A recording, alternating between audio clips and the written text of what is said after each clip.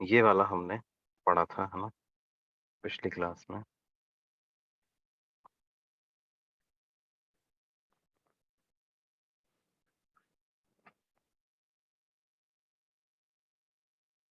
ठीक है बच्चा, तो इसी को आगे कटेगा।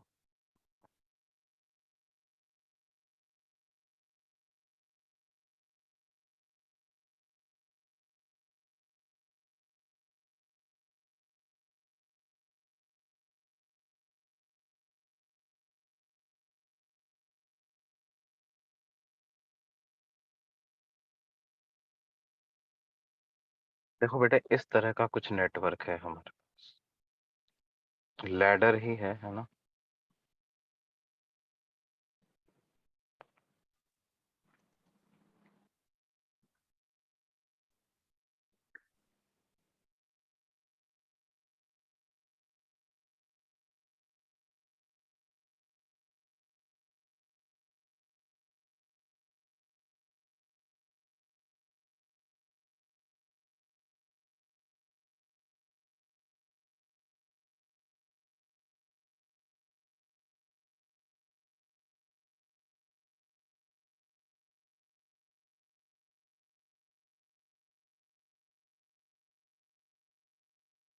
ये दोनों तरफ इनफाइनाइट, इन्फिनिटी तक एक्सटेंड करती है। All resistors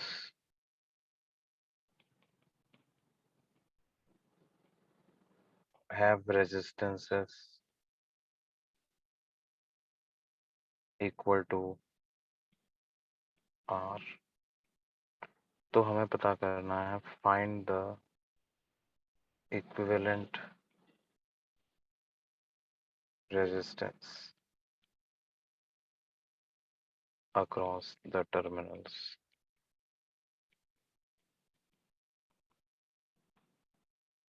A and B।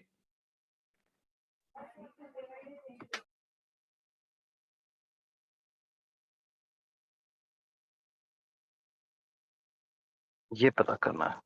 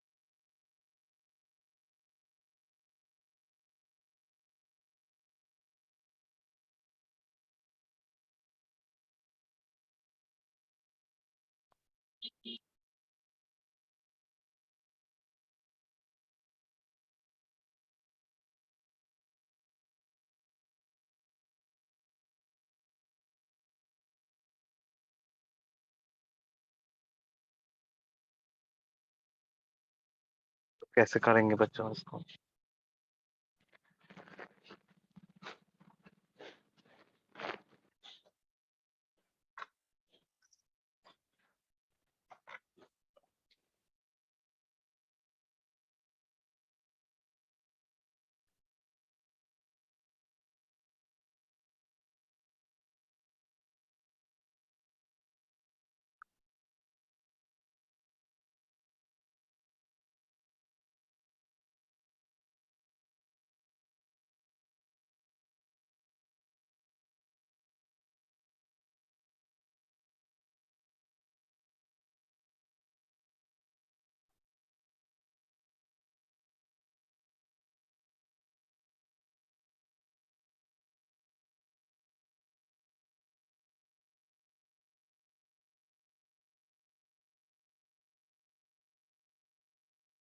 हाँ बच्चों, ट्राई कर रहे हो ना इसको?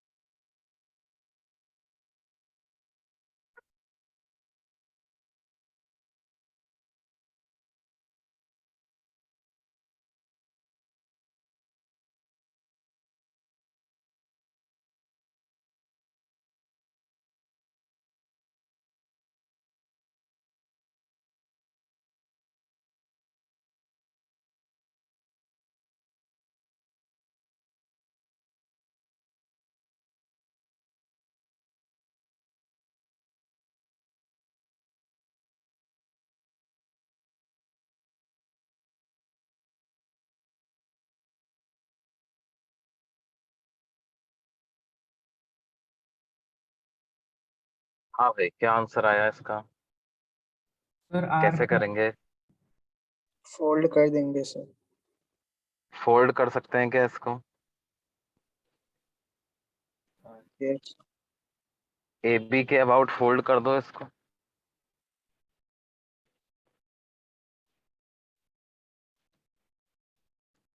Fold this about A B.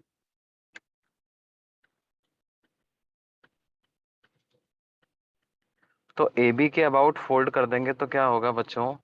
A B को छोड़ करके बाकी सारे resistors R by two R by two R by two हो जाएंगे।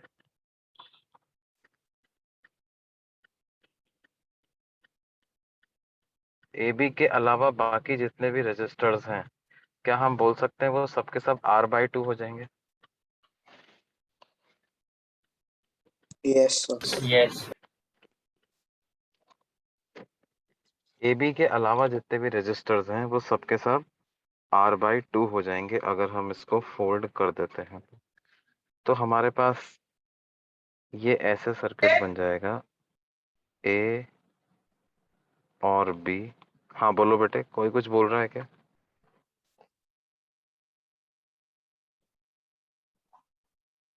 सर आर बाई टू कैसे होगा एक बार बताओ। अरे आप पैरेलल में आ जाएंगे ना बेटे। जैसे क्या होगा, ये वाला रेजिस्टर इसके साथ पैरेलल में आ जाएगा, ये वाला इस वाले के साथ पैरेलल में आ जाएगा, ये वाला इस वाले के साथ पैरेलल में आ जाएगा, ये वाला इस वाले के साथ, ये वाला इस वाले के साथ, ये वाला इस वाले के हाँ सर समझ। साथ, है ना?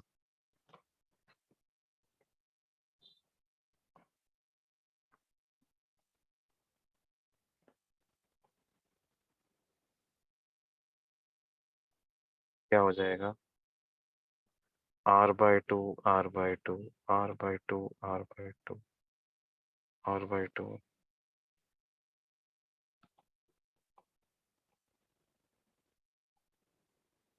ये इस तरह से पैरेलल में चलता रहता है। और क्या ये आर हो जाएगा क्या ये वाला?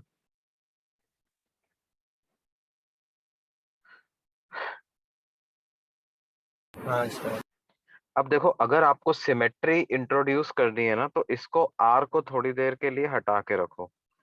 आप सिर्फ इतना सर पार्ट कंसिडर करो, कौन सा? ये वाला।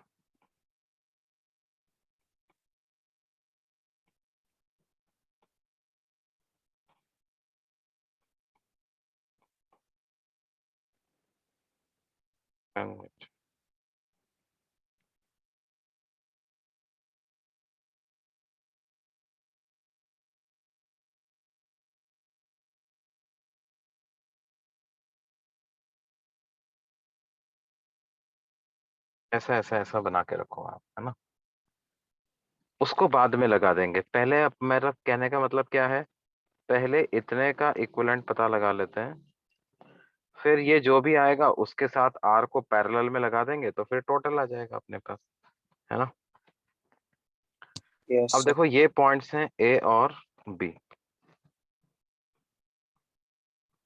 अब आप क्या करो, अगर मैं यहाँ पर दो पॉइंट्स ले लेता हूँ सी और डी, तो सी और डी के नीचे अगर ए और बी के बीच में इक्विवेलेंट रेजिस्टेंस एक्स है, तो सी और डी के नीचे भी टोटल जितना भी लैडर बचा है उसका भी इक्विवेलेंट रेजिस्टेंस एक्स ही आ जाएगा ना? हाँ सर। तो हम क्या कर सकते हैं, हम इसको ऐसा कर सकते हैं, कैसे कि ये आर बाई टू, इधर वाला आर बाई टू और ये वाला आर बाई टू, इसको अलग रख लो। बाकी सी और डी के नीचे जितना भी है उस पूरे को मैं लिख देता हूं एक्स। और अब ए और बी के बीच में जो नेटवर्क बचा है उसका फिर से इक्विवेलेंट आ जाना चाहिए एक्स। तो इन दोनों का इक्विवेलेंट कितना हो जाएगा? वो हो जाएगा R by two into X upon R by two plus X. और इसमें ऐड कर देंगे क्या, R by two plus R by two. तो R by two into X upon R by two plus X, इसमें आप ऐड कर दो R by two plus R by to.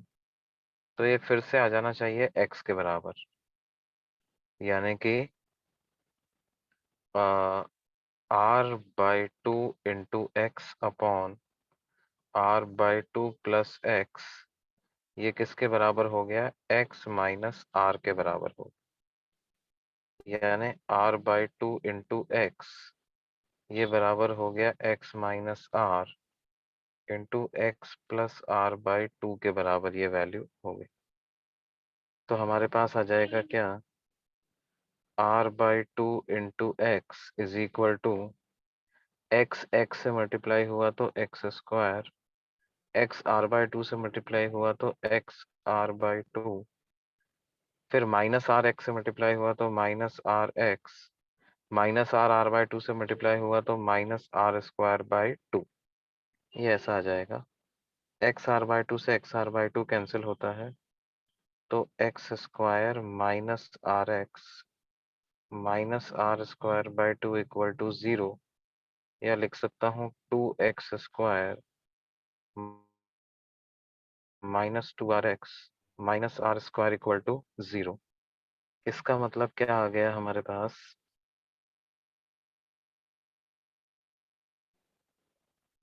x की वैल्यू आ गई -b plus minus under root of b² minus 4ac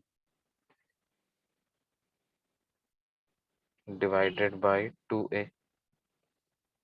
तो ये आ जाएगा 2r plus minus under root of 12r² by 4। तो ये आ जाएगा 2r plus minus 2√3r by 4। तो ये 2 से 2 कॉमन आकर के कैंसिल हो गया, तो ये वैल्यू हो गई r इंटू 1 प्लस √3 बाई 2। ये x की इतनी वैल्यू आ जाएगी। ये बात समझ में आती है? अब Yes, sir. हमें पता है इसके साथ एक r और पैरेलल में लगाना है, राइट? तो फाइनली जो r equivalent across A B आ जाएगा वो आ जाएगा r multiplied by r into 1 plus √3 by 2 divided by r plus r into 1 plus √3 by,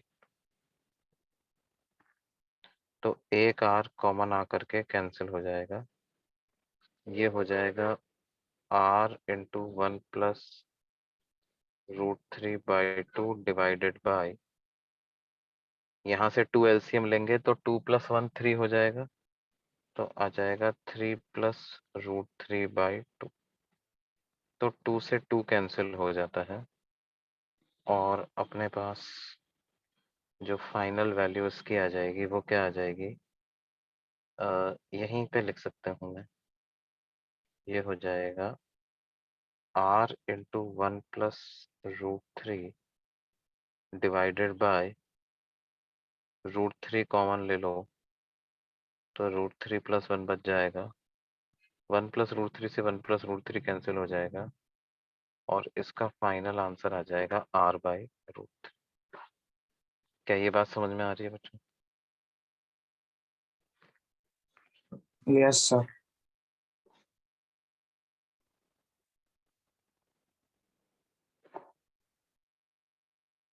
Is this clear? r/√3 will be the final answer. तो इस तरह से अपन क्या कर सकते हैं? सिमेट्री का यूज करके, इन्फिनिटी वाला लॉजिक यूज करके, व्हीटस्टोन यूज करके, सीरीज पैरेलल यूज करके अपन सर्किट्स को रिड्यूस कर सकते हैं, है ना? देखो जो थॉट प्रोसेस रहेगा वो क्या होगा, सबसे पहले तो सीरीज पैरेलल ढूंढ लो, है ना? अगर हो सकता है तो सर्किट को थोड़ा रीड्रॉ करके भी देख लो। सीरीज पैरेलल नहीं मिल रहा तो व्हीट स्टोन ब्रिज ढूंढ के देख लो, व्हीट स्टोन ब्रिज भी नहीं मिल रहा है तो सिमेट्री ढूंढ लो। इन्फिनिटी वाला तो अपने आप ही अलग नजर आ जाता है ना? और फिर अगर कुछ भी ना मिले तो फिर तो केसीएल केवीएल जिंदाबाद है भैया, है ना? वो तो सबसे बेसिक मेथड है ही सही, उससे तो सॉल्व होना ही होना है, भले ही बड़ा हो जाए छोटा हो जाए लेकिन सॉल्व तो हो जाएगा। अब आगे चलते हैं। देखो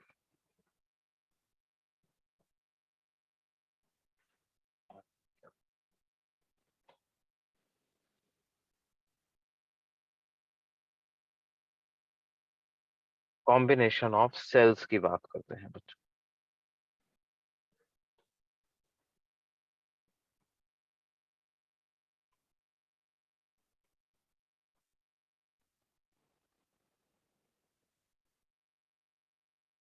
जैसा हमने रजिस्टर्स के कॉम्बिनेशन की बात करी थी उसी तरह से सेल्स के कॉम्बिनेशन की भी बात करते हैं। पहले हम लेते हैं क्या, series combination of sales.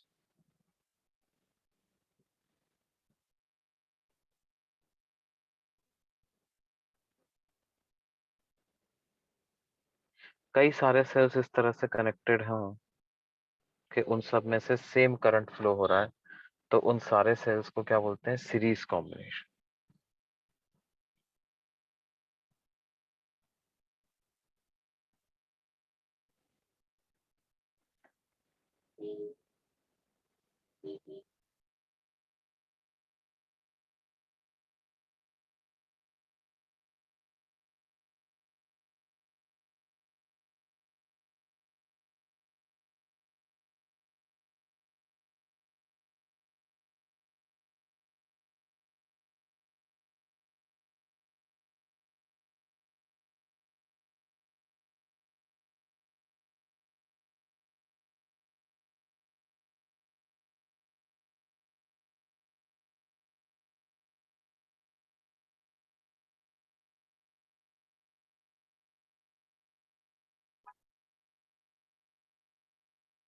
Then they are said to be in series combination, है ना। जैसे इस तरह से सेल्स कनेक्टेड,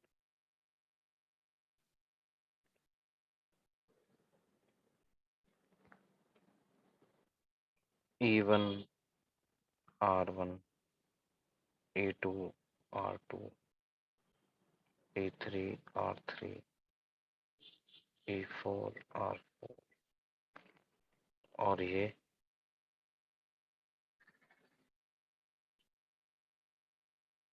मिलकर के लगे हुए हैं किसी रेजिस्टर R के अक्रॉस। अब हम क्या करना चाहते हैं कि इन सबको हटा करके एक सिंगल सेल से रिप्लेस करना चाहते हैं। और मानो ये सारे मिलकर के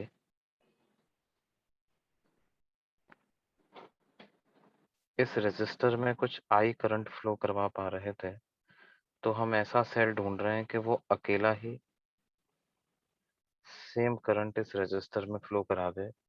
तो बेसिकली हमारी टास्क है कि उसका इक्विवेलेंट ईएमएफ ढूंढना, उसका इक्विवेलेंट इंटरनल रेजिस्टेंस ढूंढना। अब देखो आप सर क्या E4 करो, ये वाला जो सेल उल्टा लगा ओरिजिनल, है ना? क्या बेटे, E4 वाला सेल उल्टा है ना? E4 वाला उल्टा लगा दिया, हो सकता है कुछ सेल्स उल्टे लगे हुए हों, है ना। अच्छा, अब उल्टा किसको कहेंगे, सीधा किसको कहेंगे? तो उल्टा सीधा एक रिलेटिव टर्म है ना। मतलब हमने मान लिया कि करंट एंटी क्लॉकवाइज में फ्लो कर रहा है, तो एंटी क्लॉकवाइज में फ्लो कर रहा है तो E1 E2 E3 सोर्स हो गए और E4 अपने आप लोड हो गया, है ना। तो अपने को ऐसा लग रहा है E1 E2 E3 सीधे लगे हुए हैं, E4 उल्टा लगा हुआ है। और हमने ऐसा मान लिया कि फाइनली भी सेल का जो ई इक्विवेलेंट आएगा वो वैसा ही आएगा जैसा कि E1 E2 E3 की पोलैरिटी थी, ताकि एंटी क्लॉकवाइज में ही करंट फ्लो हो पाए, है ना। अब देखो हम क्या करें, जो ओरिजिनल सर्किट है उसमें केवीएल अप्लाई कर देते हैं। अप्लाई केवीएल इन ओरिजिनल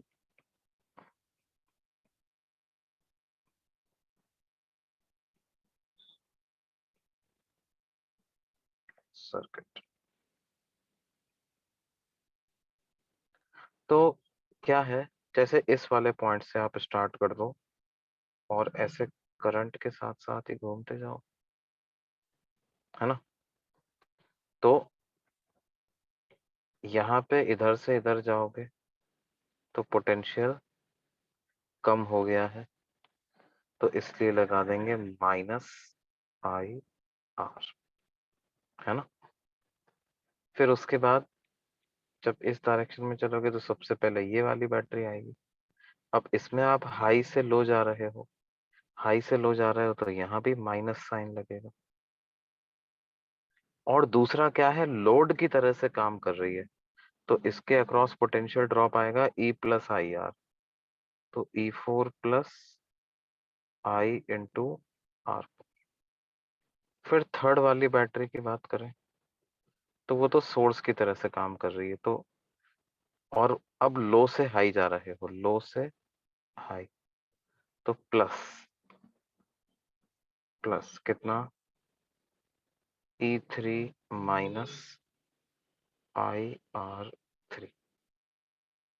फिर उसके बाद यहाँ भी माइनस से प्लस जा रहे हो, तो आ जाएगा plus E two minus I R to.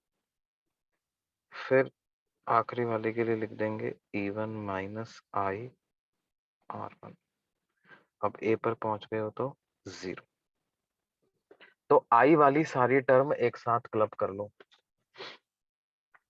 जब आप आई वाली सारी टर्म एक साथ क्लब करने जाओगे तो देखोगे कि एलएचएस में सब में नेगेटिव आ रहा है।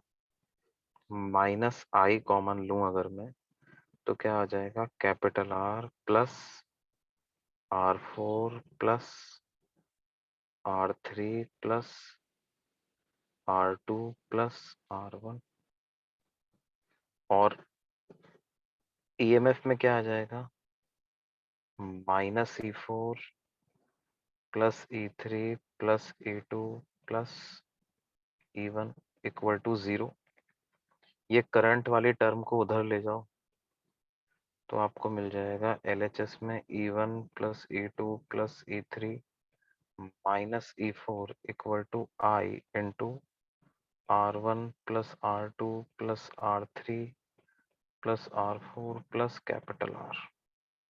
तो करंट की क्या वैल्यू आ गई, E one plus E two plus E three minus E four divided by R one plus R two plus R three plus R four plus capital R, है ना। ये जो इक्विवेलेंट वाला सर्किट मैंने बनाया था, इसमें इसके हिसाब से अगर देखते तो करंट की क्या वैल्यू आती, E equivalent upon R equivalent plus capital R. तो ये जो न्यूमरेटर में रखा हुआ है ये पूरा ई इक्विवेलेंट हो गया ना। तो इक्विवेलेंट ईएमएफ क्या हो गया बेटे, E one plus E two plus E three minus E four.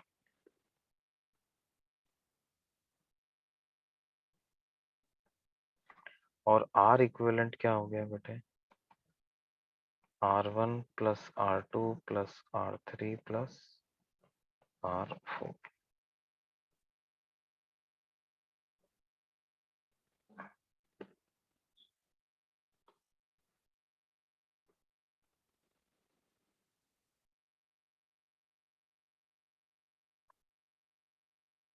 क्या ये बात समझ में आ रही है?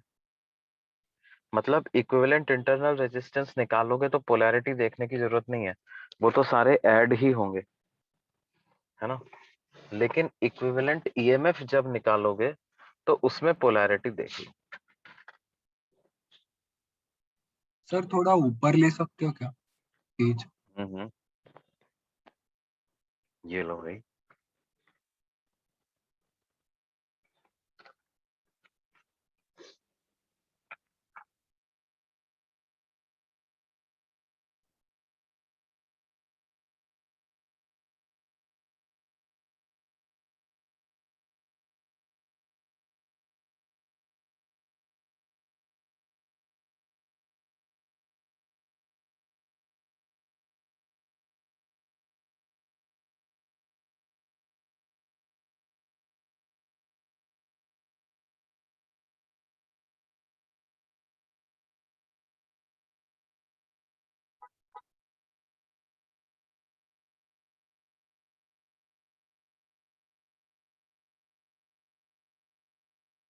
हाँ सर, ऊपर का हो गया।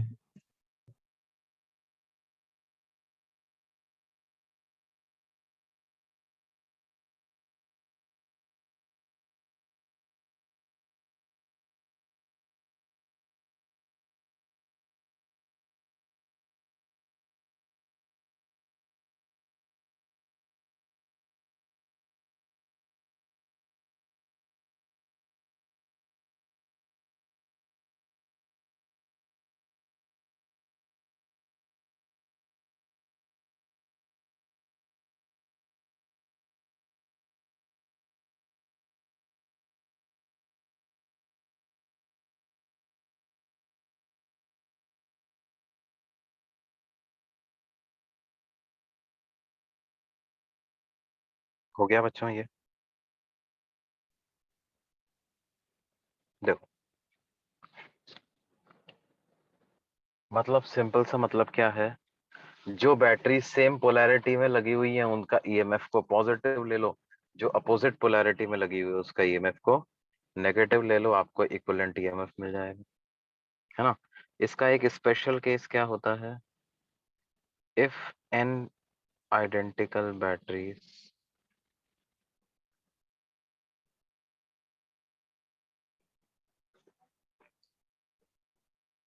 each of EMF E and internal resistance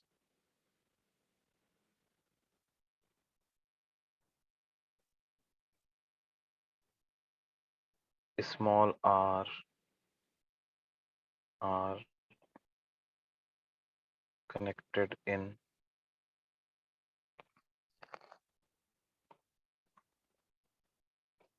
series, तो इक्विवेलेंट ईएमएफ हो जाएगा N E and equivalent internal resistance हो जाएगा एन आर।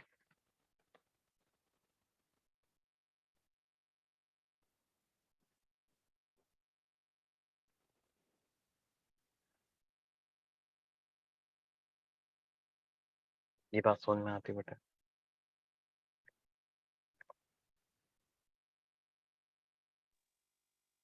सर सारे बैटरीज एक ही डायरेक्शन में लगेंगे तभी होगा ना? हाँ हाँ, वो मतलब आइडेंटिकल बैटरी से मतलब अपना यही है कि सेम पोलैरिटी में कनेक्टेड है, सारे सोर्स की तरह से काम कर रहे हैं, हाँ?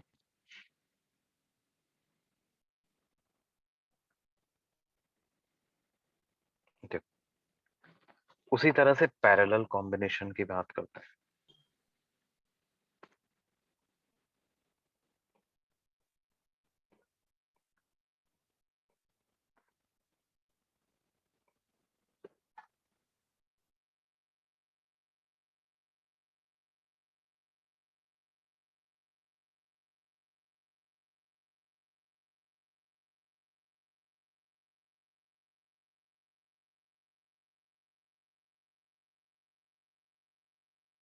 ठीक है, तो क्या होगा, देखो कुछ इस तरह से।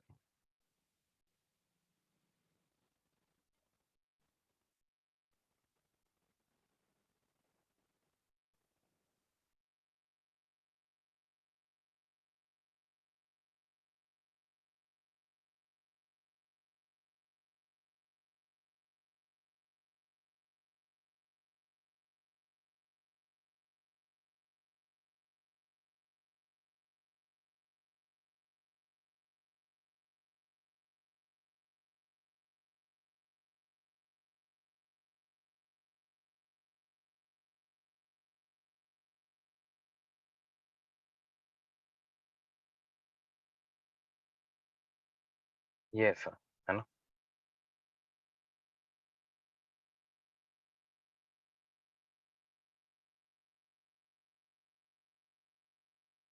ये E1 R1, ये E2 और ये E3, ये R3।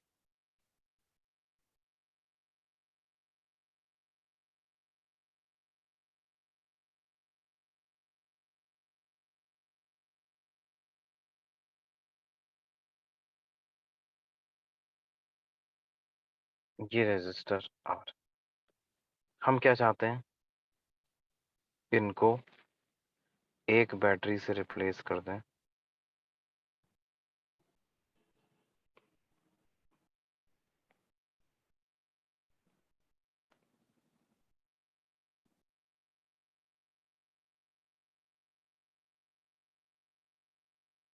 एक बैटरी से रिप्लेस कर देंगे तो कितना करंट ये रजिस्टर में से फ्लो करवाएगी, आई हो जाएगा E equivalent upon capital R plus R equivalent.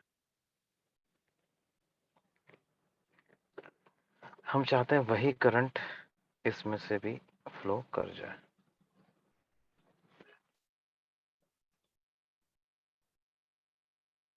अब देखो,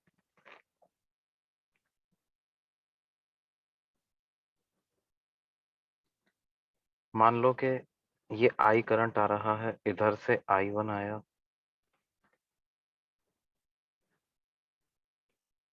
इधर से I2 आया, इधर से I3 आया, और ऐड होकर के ये हो गए I1 plus I2 plus I3। तो I की वैल्यू बराबर हो गई I1 plus I2 plus I की वैल्यू बराबर हो गई I1 plus I2 plus I3। अब आप देखो, मान लो इस पॉइंट को मैं A और B टर्मिनल नाम दे दूं, तो क्या ये भी A और B ही हो जाएगा? क्या ये वाला भी A और B ही हो जाएगा? क्या ये वाला भी A और B ही हो जाएगा? है ना? तो बैटरी वन के अनुसार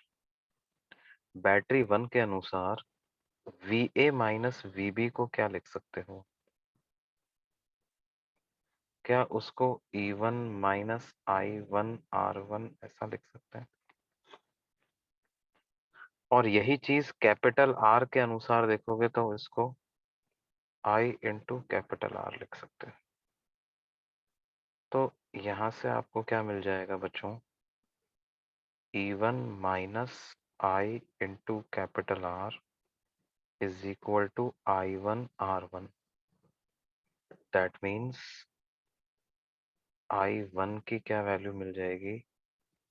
E1 minus IR divided bye R1, है ना? उसी तरह से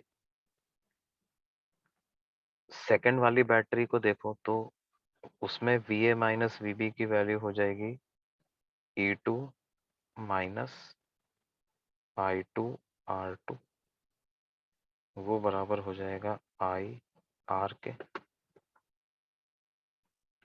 इसका मतलब I2 की क्या वैल्यू आ जाएगी? E2 minus IR divided bye R2, है ना? बैटरी थर्ड को अगर अपन देखेंगे तो बैटरी थर्ड के लिए VB माइनस VA की वैल्यू लिखनी पड़ेगी, और वो बराबर होगी E3 प्लस I3 R3। क्या ये बात समझ में आती है? क्योंकि बैटरी 3 लोड की तरह से काम कर रही है। बैटरी 3 कैसे काम कर रही है? लोड की तरह से। तो इस वजह से ऐसा होगा।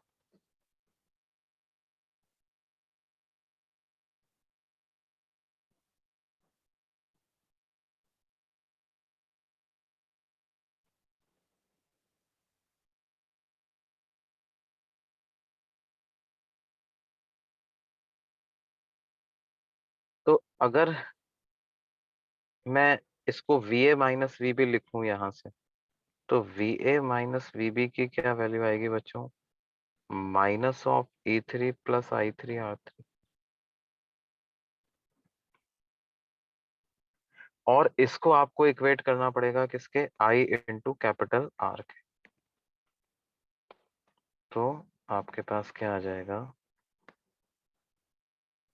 Minus of E3 plus I3 R3, ये बराबर हो गया I इंटू कैपिटल R, यानी के minus E3 minus IR is equal to I3 R3। तो I3 की क्या वैल्यू आ जाएगी? Minus of E3 minus IR divided by R3। अब I को जब हमने I1 plus I2 plus I3 लिखा था, तो यहाँ पर LHS में I को तो एज इट इज रहने दो। I1 I2 I3 की जो ये वैल्यूज हैं, इनको आप इस वाली इक्वेशन में पुट कर दो। जैसे I1 को पुट कर दो E1 minus IR divided bye R1। I2 को पुट कर दूं E2 minus IR divided bye R2। और I3 को पुट कर देंगे minus E3 minus IR divided by R3, है ना। तो I की वैल्यू किसके बराबर आ गई? E1 by R1 plus E2 by R2 minus E3 by R3।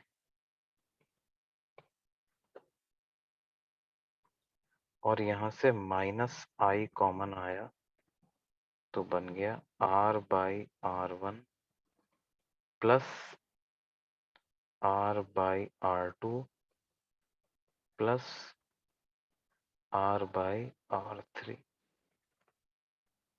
ये ऐसा आ गया ना बच्चों। Yes sir.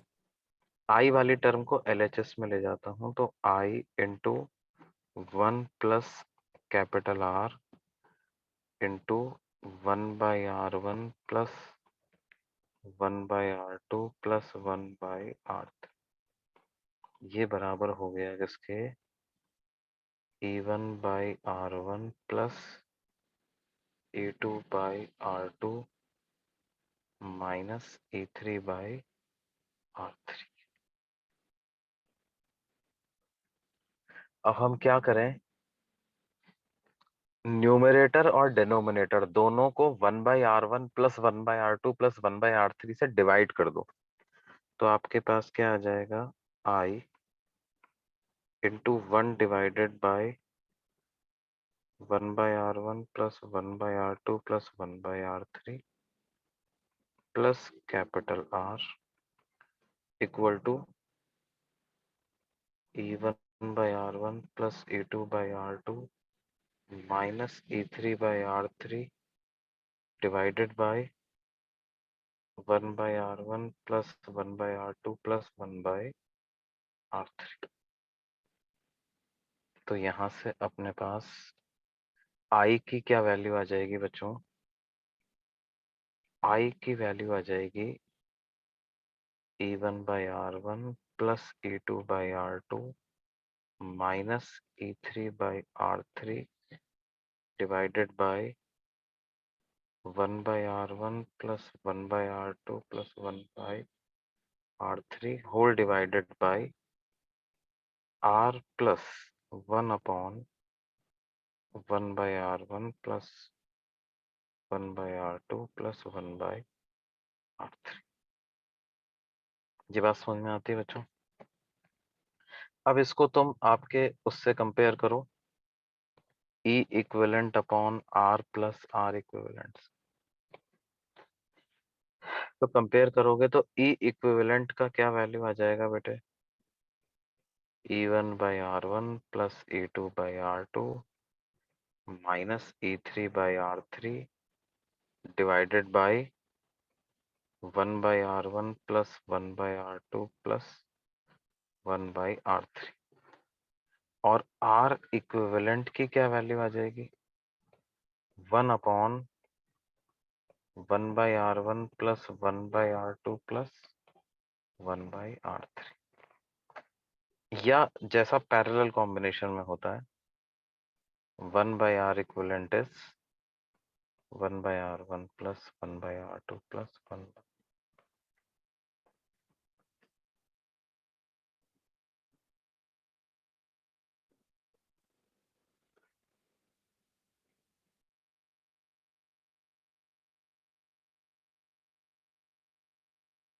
क्या ये बात समझ में आती है बच्चों? Yes.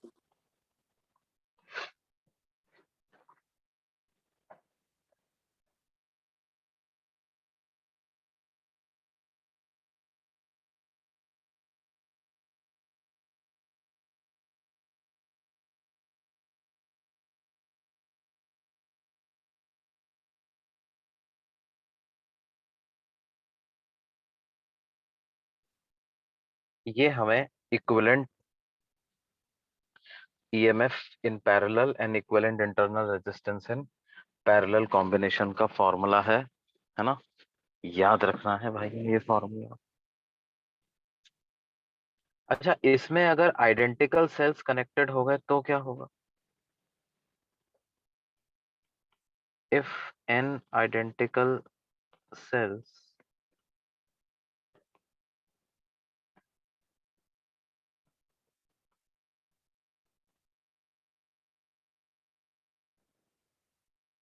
are connected in parallel combination,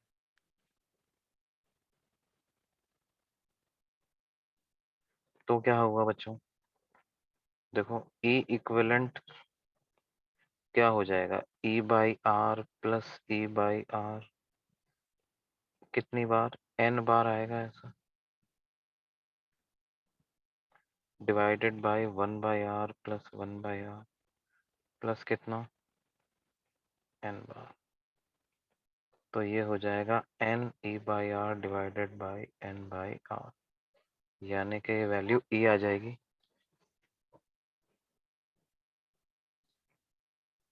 और 1 by R equivalent 1 by R plus 1 by R, ये n टाइम्स आएगा, तो ये हो जाएगा n बाई आर, यानी r इक्विवेलेंट की वैल्यू हो जाएगी r बाई n।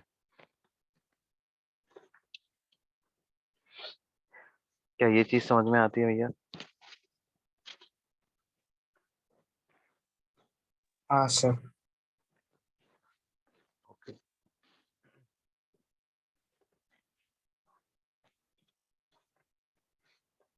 अब देखो जैसे इसका यूज कैसे होता है। मान लो आपसे कहा जाए कि भाई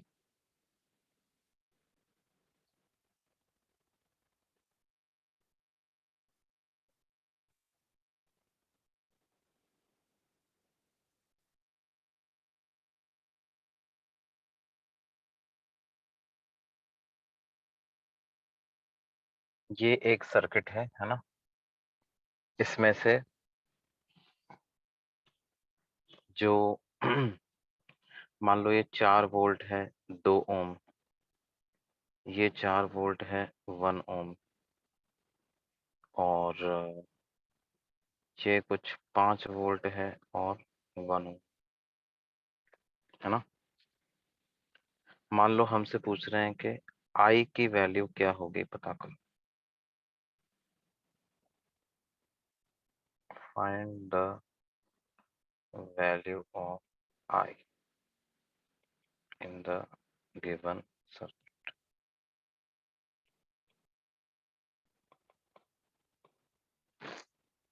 Find the value of I in the given circuit.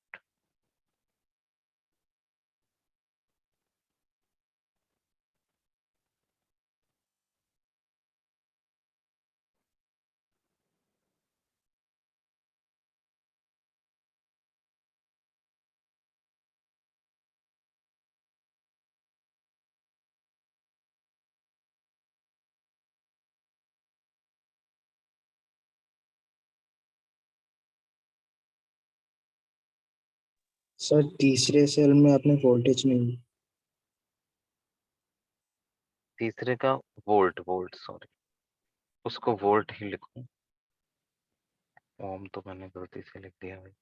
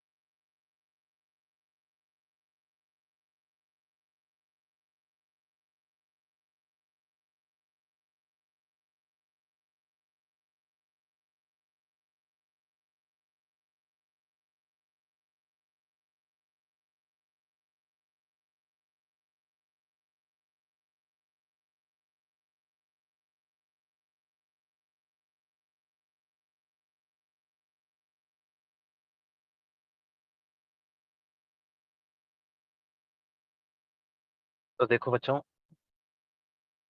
हम इन तीनों को एक साथ मत सब देखो तुम, है ना। इसको तुम एक अलग चीज मानो।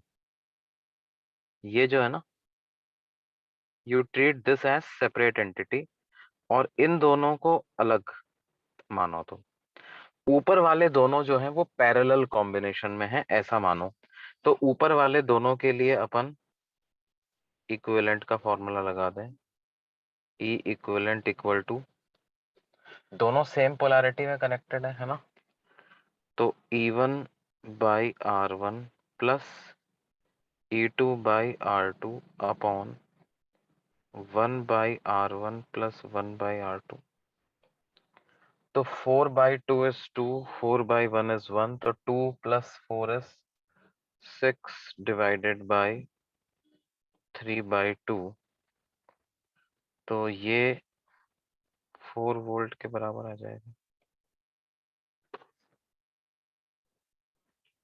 और R इक्विवेलेंट की अगर बात करेंगे तो 1 by R equivalent equal to 1 by 2 plus 1 by 1। तो ये वैल्यू आ जाएगी 3 बाई 2, यानी कि R इक्विवेलेंट को हम लिखेंगे 2 बाई 3 ओम।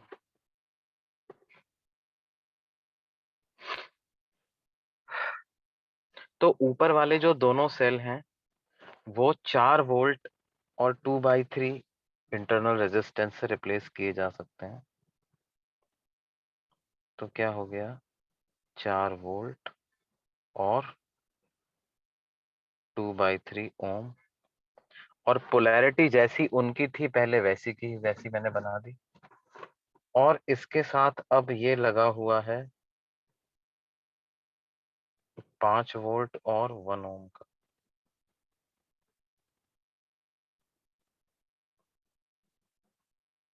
है ना। अब देखो अपन ऐसे माने कि ये 4 वोल्ट वाला अगर मान लो आई करंट सप्लाई करता है, तो वही आई करंट इस 5 वोल्ट में भी फ्लो करेगा कि नहीं करेगा। और क्या दोनों सोर्स की तरह से काम कर रहे हैं, दोनों सोर्स की तरह से काम कर रहे हैं। तो करंट को हम क्या लिख सकते हैं बच्चों, 4 plus 5 divided by 2 by 3 plus 1, ऐसा कर सकते हैं। तो 4 प्लस 5 हो गया 9, और 2 बाई 3 प्लस 1 हो गया 5 बाई 3। तो करंट की वैल्यू हो गई 27 बाई 5। तो 5.4 एम्पियर का करंट फ्लो करेगा। क्या ये बात समझ में आती है बच्चों?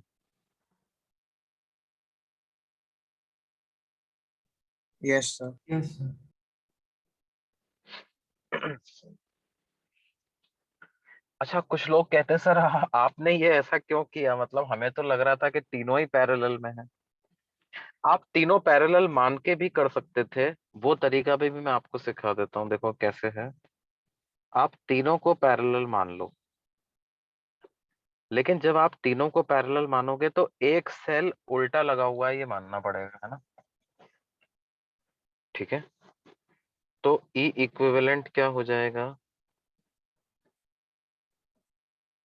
4 by 2 plus 4 by 1 minus 5 by 1 divided by 1 by 2 plus 1 by 1 plus 1 by 1।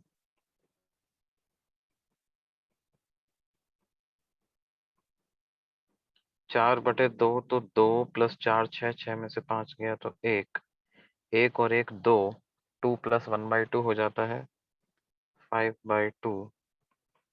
तो ई इक्विवेलेंट जो हो गया वो 2 बाई 5 हो गया ना,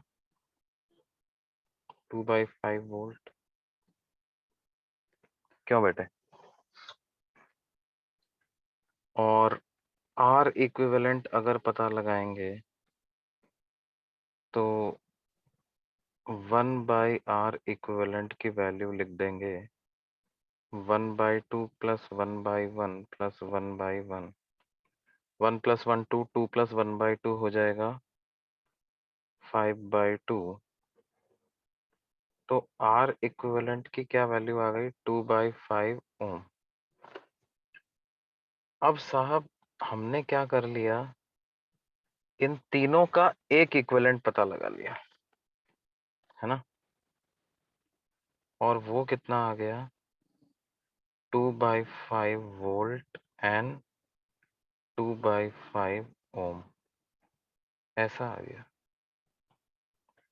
अब इस इक्विवेलेंट के साथ लगाने वाला कोई रेजिस्टर है क्या बेटे?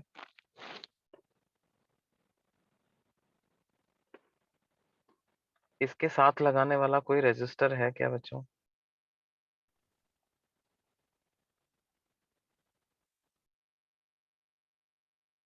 बोलो यार, जल्दी बोलो। नहीं।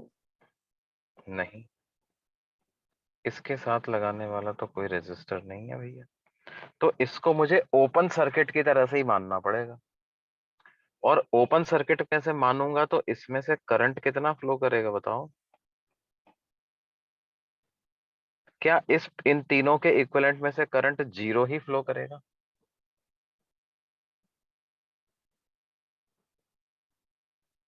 बोलो बच्चों। हाँ सर। हाँ सर। क्योंकि रेजिस्टर ही नहीं है साहब, तो करंट जाएगा किधर आगे? कोई रास्ता ही नहीं है जाने का।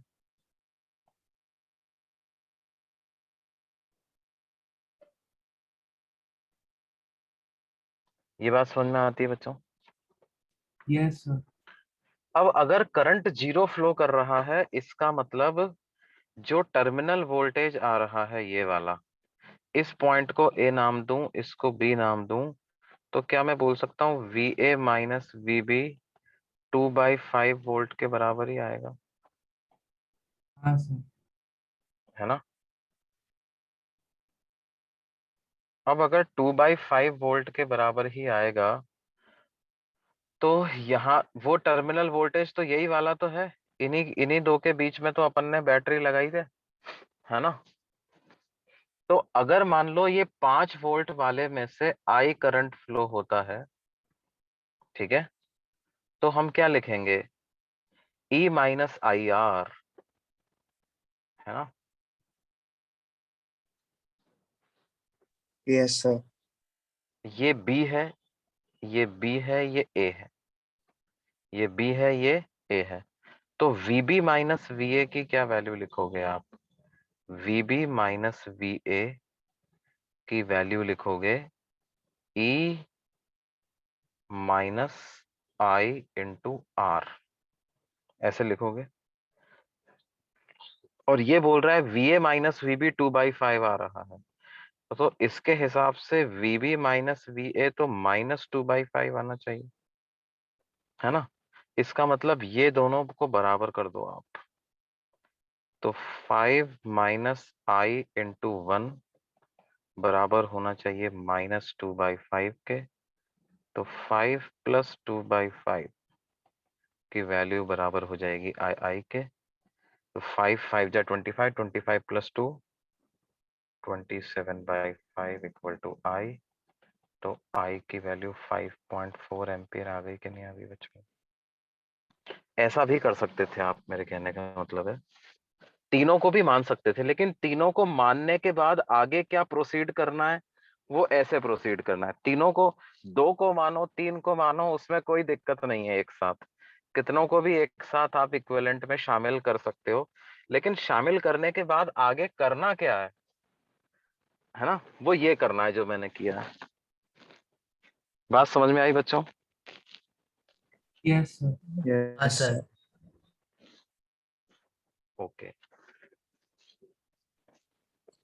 सर इसको हम केवीएल से कर सकते हैं।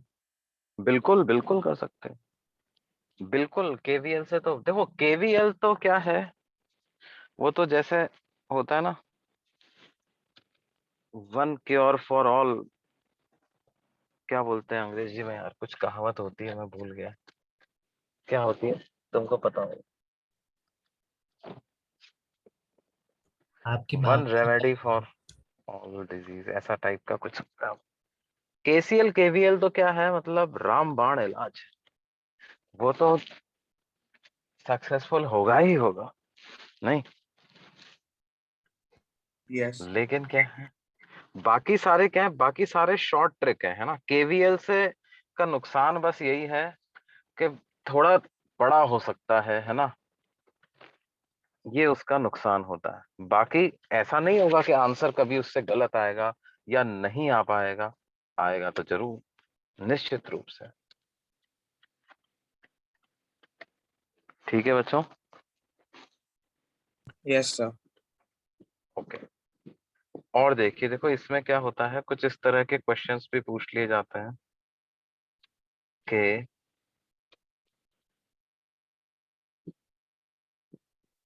मान लो, मतलब क्वेश्चन क्या है, वो थ्योरी ही है अपनी, कि we are given an identical cells, each of EMF P and internal resistance small r. ठीक है? Now they are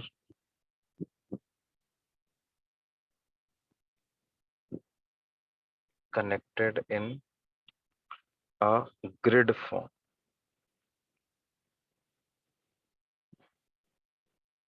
where each row contains k cells and there are n by k number of rows, है ना?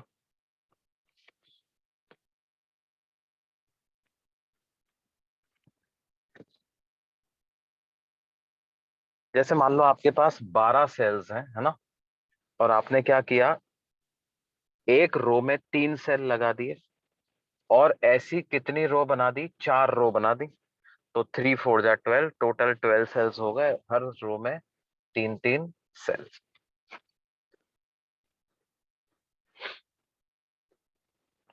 या आप ऐसा भी कर सकते थे कि एक रो में 6 सेल लगा दिए और ऐसी 2 रो ही बनाई, है ना? या ऐसा कर सकते थे कि एक रो में 2 सेल बनाए और ऐसी 6 रो बना दी। मतलब there can be many such combinations which are possible, right? Many such combinations which are possible. तो हमें क्या करना है, हमने मान लिया कि k कोई नंबर है, एक रो में कितने सेल लगा दिए मैंने,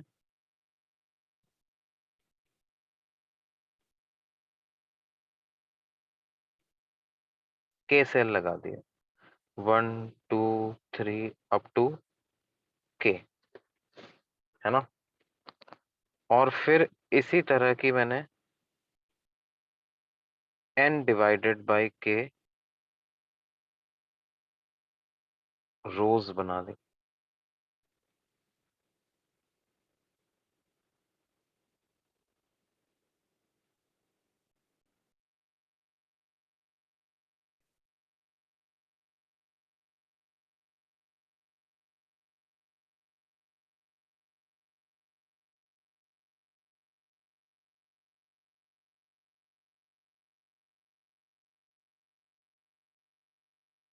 कितनी रोज हैं,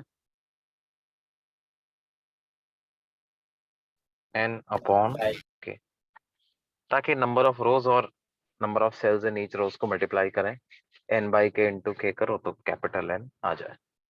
अब इस पूरे ग्रिड का इक्विवेलेंट ईएमएफ क्या होगा, ये बता सकते हो आप?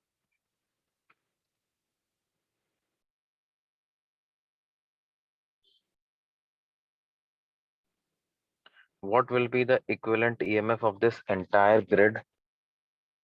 देखो एक रो में k सेल्स हैं, है ना? तो सीरीज में है, तो उनका इक्विवेलेंट हो जाएगा के ई, ठीक है? फिर के के कई सारे सेल्स पैरेलल में लगे हुए हैं। हमने देखा था अगर कई सारे सेल्स पैरेलल में लगे हुए हों तो इक्विवेलेंट अनचेंज रहता है, इक्विवेलेंट ईएमएफ अनचेंज रहता है। तो इक्विवेलेंट ईएमएफ तो क्या के ही आ जाएगा क्या बच्चों? Yes sir. और इक्विवेलेंट इंटरनल रेजिस्टेंस एक रो का कितना आएगा?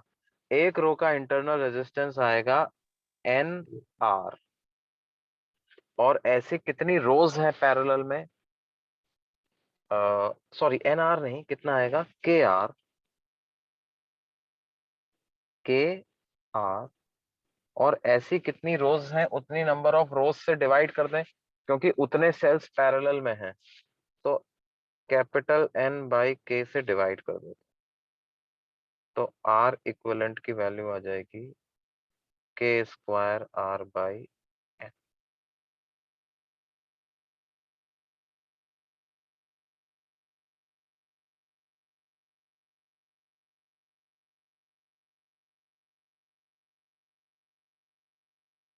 है ना? अब हमने क्या किया, ये जो ग्रिड थी, इस पूरी ग्रिड को मैंने एक एक्सटर्नल रेजिस्टर कैपिटल आर के अक्रॉस कनेक्ट कर दिया। This entire grid is connected across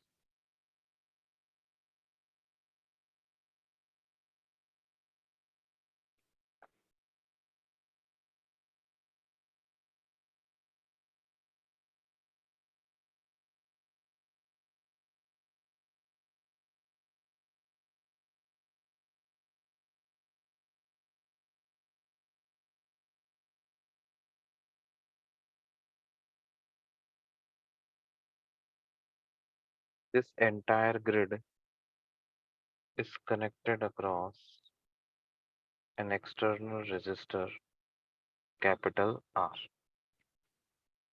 तो इस कैपिटल R में से कितना करंट फ्लो करेगा? इस पूरे ग्रिड को हटा करके मैं इसको E इक्विवेलेंट और R इक्विवेलेंट से रिप्लेस कर सकता हूँ।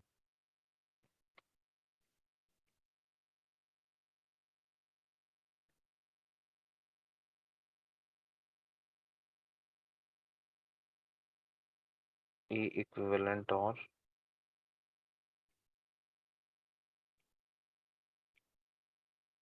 तो जो करंट फ्लो करेगा वो फ्लो करेगा E equivalent upon R equivalent plus capital R।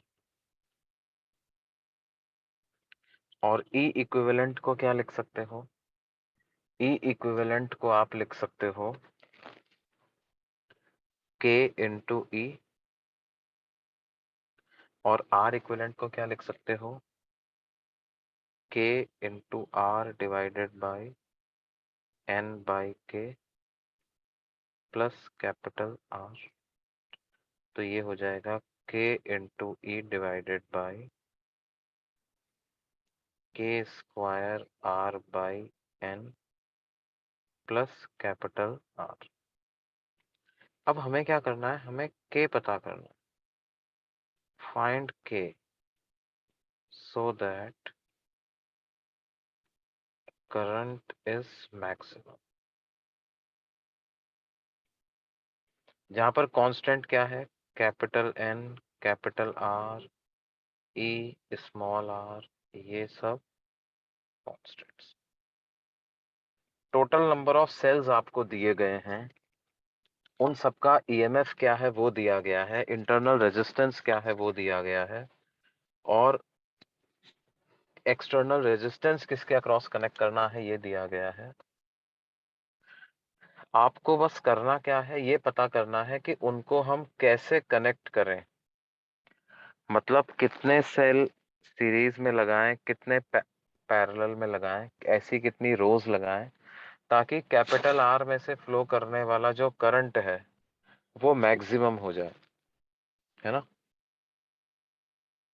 तो ये आई जो है वो आई को मैक्सिमाइज करना, किसके रेस्पेक्ट में? के रेस्पेक्ट में। के वेरिएबल है आपका, है ना? और आई को मैक्सिमाइज करना। तो क्या होगा? आई को आप ऐसे लिख लो, आई को लिख लो E upon K R by N plus R by K, ऐसा लिख सकते हैं बच्चों, है ना। अब आई को मैक्सिमाइज करना है,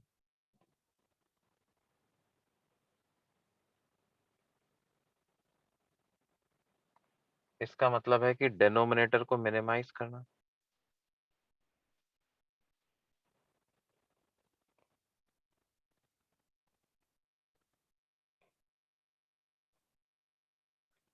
क्या ये बात समझ में आती है बच्चों? Yes sir. इसका मतलब d बाई डी के रिस्पेक्ट में डिनोमिनेटर को डिफरेंशिएट कर दें,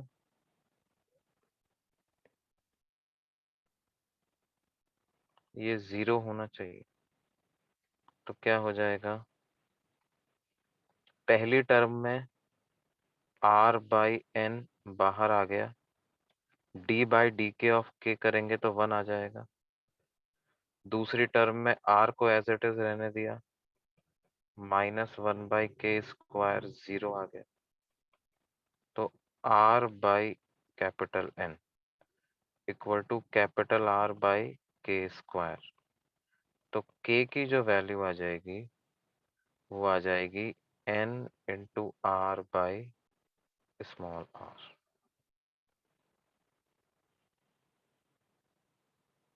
मतलब ये कोई फॉर्मूला तो नहीं है ऐसा जिसको हमें याद रखना है, लेकिन ये मेथड हमको याद रखना है ना। अगर कभी ऐसा सवाल आ जाए जिसमें आपको कह दिया जाए भाई आपके पास 12 सेल हैं, हर एक का ईएमएफ इतना है, इंटरनल रेजिस्टेंस इतना है, एक कैपिटल आर इतना यूज करना है, तो बताओ कितने सेल्स हमें कनेक्ट करने पड़ेंगे, है ना। जैसे जैसे मान लो एक सवाल मैं ले ही लेता हूँ, ये नोट कर लिया ना तुमने बच्चों? हाँ सर। हाँ सर। देख, मान लो हमें कहा जाए कि 12 cells each of EMF 2 volt and internal resistance 1 ohm are to be connected across a resistor of resistance 3 ohms. Now find the manner in which these 12 cells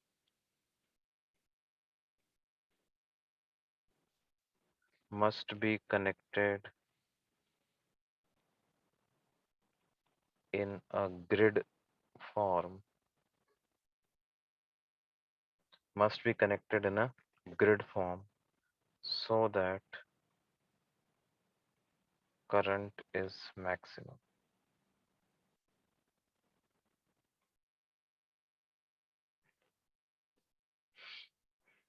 तो बेसिकली क्या करना है आपको, एक रो में कितने सेल और कितनी रो ये पता करना है।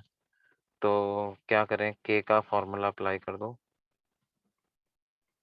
के का क्या फॉर्मूला होता है बच्चों, under root of N into capital R by small r. कितने सेल हैं, 12 सेल हैं। एक्सटर्नल रेजिस्टर कितना लगाना है, 3 ओम लगाना है। इंटरनल रेजिस्टेंस कितना रखना है, 1 ओम। 12 3 जा 36, रूट 36 का रूट 6 आ गया।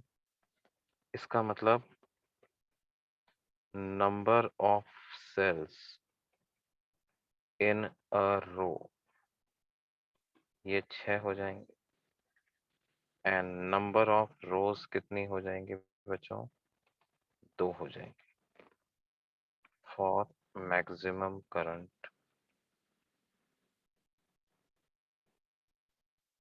Through 3 ohm resistor।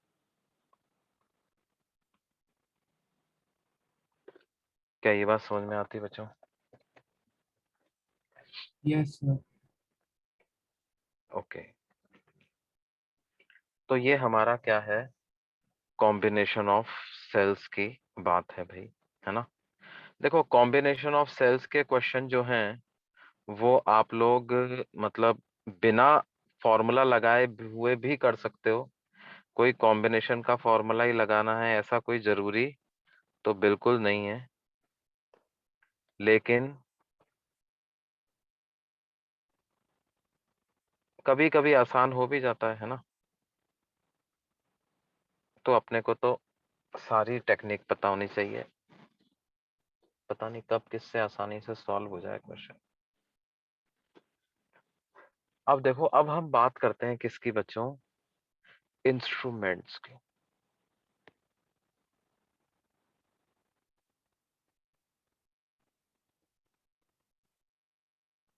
इंस्ट्रूमेंट्स,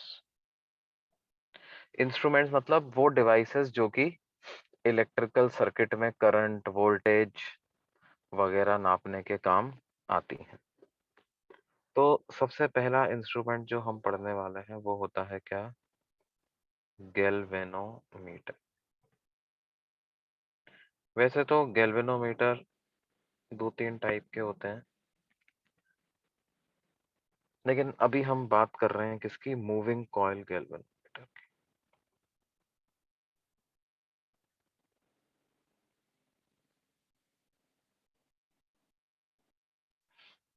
ये मूविंग कॉइल गैल्वेनोमीटर किस प्रिंसिपल पे काम करता है, it works on the principal that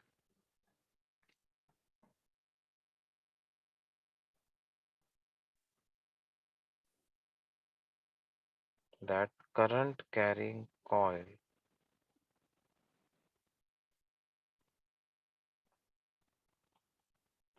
experiences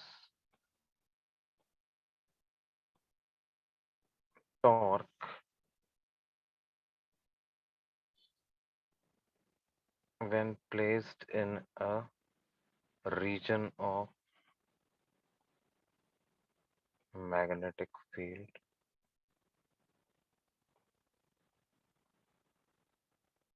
and the torque is directly proportional to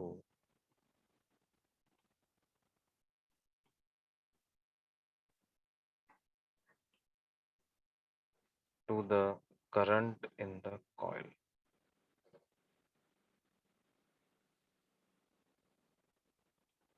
Torque is directly proportional to the current in the coil।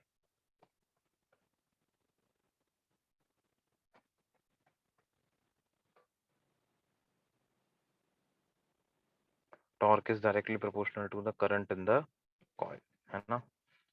अब ये कैसे लगता है, क्यों लगता है, ये तो अपन मैग्नेटिक इफेक्ट्स ऑफ करंट जब चैप्टर पढ़ेंगे तो उसमें पढ़ लेंगे।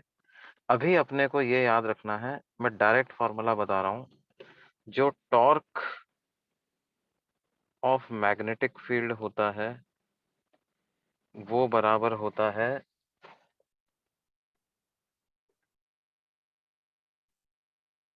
कैपिटल एम क्रॉस बी के, जहां पर कैपिटल एम को बोलते हैं magnetic moment of the coil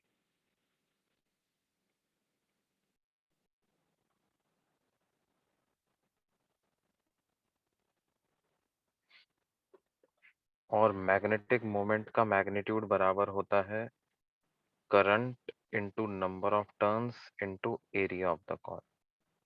I is current through the coil, capital N is number of turns in the coil, A is area of the coil। तो magnetic field का torque लिख देंगे M B sine theta या ये बराबर हो जाएगा INA into B into sign.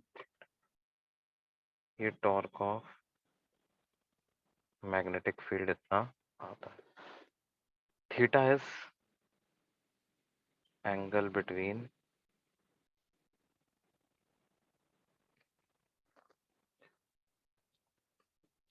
magnetic field strength and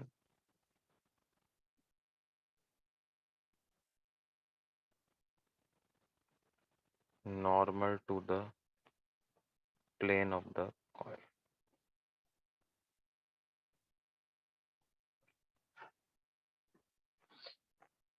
है ना। तो हमारे लिए जो इम्पोर्टेंट बात है कि टॉर्क करंट के डायरेक्टली प्रोपोर्शनल होता है। करंट कॉइल में से दुगना फ्लो होगा तो टॉर्क भी दुगना फ्लो हो जाएगा। तो क्या होता है बेटे कि हम क्या करते हैं, एक कॉइल लेते हैं, एक सिलेंड्रिकल कोर लेते हैं, ठीक है। अपनी मर्जी से घुमा दिया।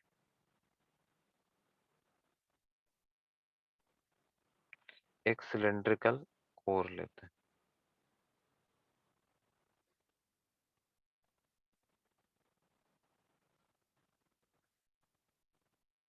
और उस पे क्या करते हैं,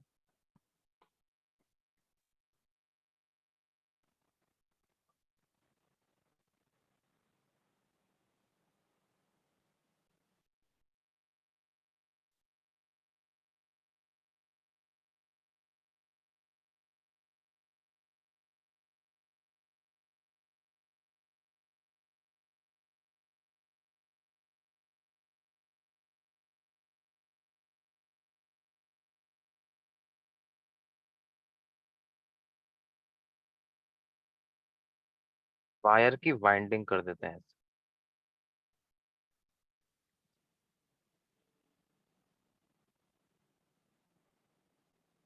एक तार इस तरह से उस पर वाइंडिंग तार की कर दी जाती है, ठीक है। ये जो वाइंडिंग का जो लूप बन रहा है ये रोटेट कर सकता है ऐसे, है ना। It can rotate about this axis. ये इस पर ऐसे रोटेट करने के लिए फ्री, ऐसे ऐसे रोटेट कर सकता है। अब मान लो आपको जो करंट नापना है वो क्या करते हो, इस वाइंडिंग में से उसको फ्लो करा देते हो और इसको क्या करते हैं, एक परमानेंट पावरफुल मैग्नेट्स के बीच में रख देते हैं, है ना। इस तरह की मैग्नेट्स होती हैं, उन मैग्नेटिक फील्ड में इसको रख देते हैं, है ना। और जैसे ही करंट फ्लो करने लगता है इस पे टॉर्क लगता है, टॉर्क लगते ही ये घूमती है। जैसे ये घूमती है तो अपन क्या करते हैं, इसके साथ एक निडल अटैच कर देते हैं। वी अटैच अ निडल, तो वो निडल भी इसके साथ घूमेगी। अच्छा, साथ ही साथ क्या करते हैं, यहाँ पर एक स्प्रिंग लगा देते हैं, ऐसी स्पाइरल स्प्रिंग लगा देते हैं। वो स्पाइरल स्प्रिंग क्या करती है, इसको घूमने से रोकती है ना। तो इक्विलिब्रियम में क्या होता है, इन इक्विलिब्रियम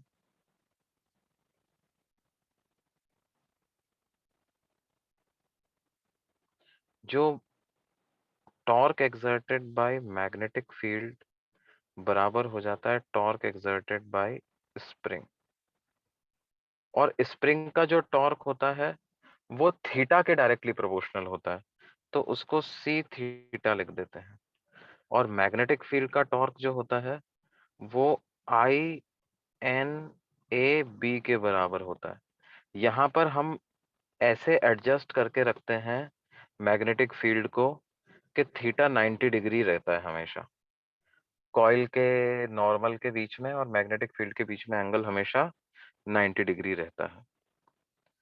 तो इससे आपको क्या पता चल गया कि जितने एंगल से निडल रोटेट हुई है वो किसके बराबर आ गया, NAB divided by C and multiplied by I, यानी deflection is directly proportional to current. तो इसका मतलब क्या हो गया, आप एक इस तरह का स्केल तैयार कर सकते हो। कैसा? एक ऐसा स्केल तैयार कर सकते हो, यहाँ पर आपकी निडल लगी हुई है, ठीक है, ये निडल रोटेट करेगी और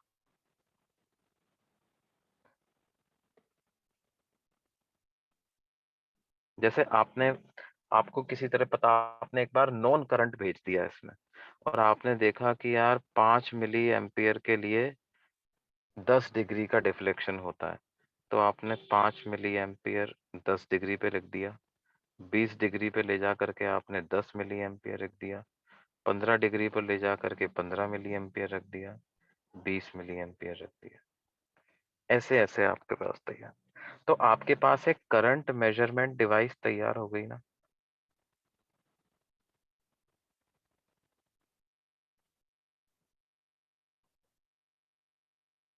इसको बोलते हैं मूविंग कॉइल गैल्वेनोमीटर।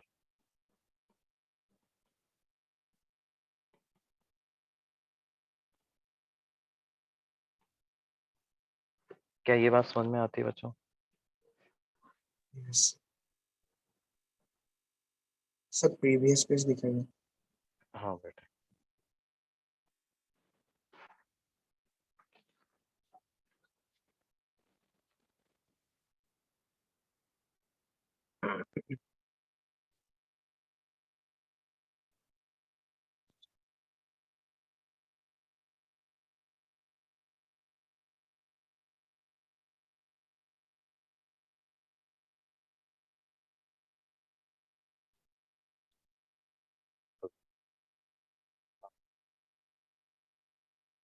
मामा जी, बस ठीक है मामा जी, मैं 5 मिनट में कॉल कर रहा हूँ आपको, है ना। एक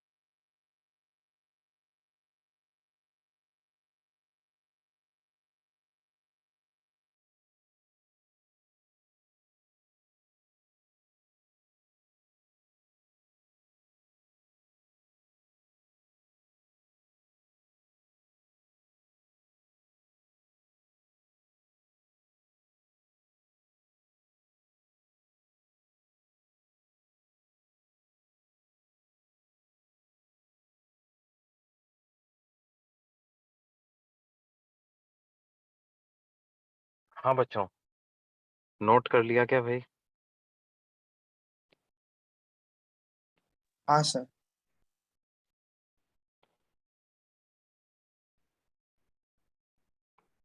ओके, मेरा स्क्रीन दिख रहा है तुमको?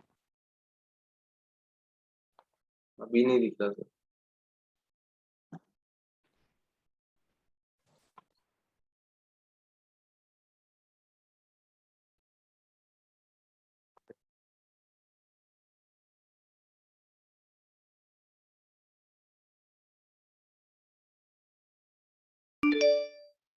अभी हाँ हाँ।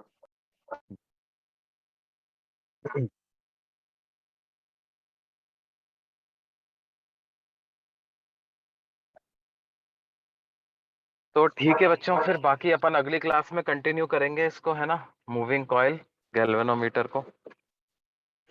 ठीक है, तो यस यस। अभी के लिए आप कॉम्बिनेशन ऑफ सेल्स वाले सेक्शन तक शीट कंप्लीट कर सकते हो, हैं? अब अपना बस एक इंस्ट्रूमेंट वाला पार्ट बचता है, तो मोस्ट प्रोबेबली नेक्स्ट लेक्चर में अपन इसको खत्म कर लेंगे, है ना।